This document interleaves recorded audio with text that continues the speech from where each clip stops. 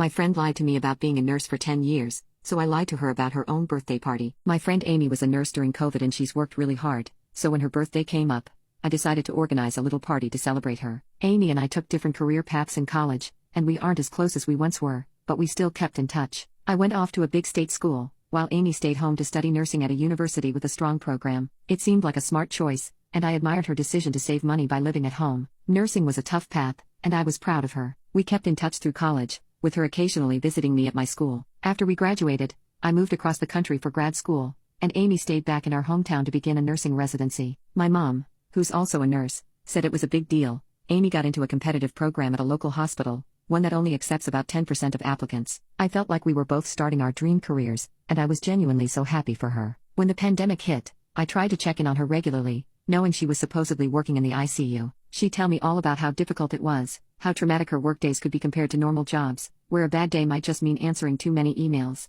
Amy described bad days that sounded like people dying left and right. She even talked about maybe going back to school for something less intense, like business. Then, about a month ago, I randomly came across something that didn't add up. I was following a true crime story from our home state, and people in the comments were debating whether someone in the case was a nurse. Someone posted a link to the state's nursing license database, and out of pure curiosity, I put in Amy's name, but there was nothing, no record of her license. At first, I brushed it off, thinking maybe there was a simple explanation, but then I remembered that my mom, who works in the same hospital system, had once tried to look up Amy in their system and couldn't find her. I'd shrugged it off then, but now, I was really starting to wonder. I texted Amy, casually asking which hospital she was working at these days. She told me she'd switched to another one in town, but when I checked with a friend's mom who worked there, she'd never heard of Amy, and Amy didn't show up in their system, either. I was feeling paranoid, so I dug up the graduation list for her college year, and she wasn't on it. She wasn't on the list for the years before or after, either. I realized that I'd never actually seen any graduation photos from her,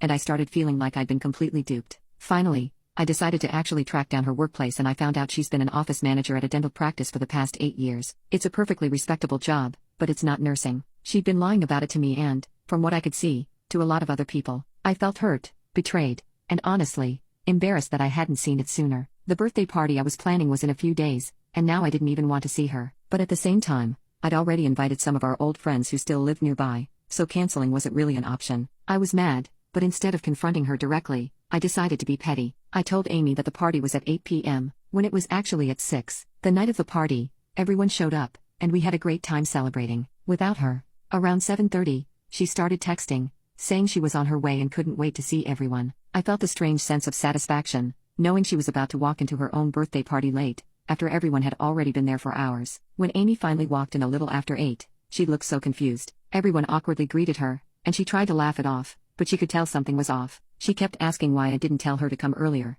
and I just shrugged and said, I thought 8 p.m. was fine. She could sense there was tension, but nobody said anything directly. Our mutual friends knew something was up but didn't want to press it. She texted me afterward, saying she felt like I'd intentionally left her out, like I was hiding something. I haven't responded yet because I still don't know how to explain what I know, and honestly, I'm not sure I even want to. She's been lying to me for a decade, and for what? To impress me? To keep up appearances? It's been a few days since the party, and I'm torn. Part of me feels like I got the payback I wanted, but the other part of me feels like this friendship can't survive something like this. I feel stupid for not catching on earlier and hurt that she couldn't just be honest. I'm still debating whether I should just ghost her or confront her about everything.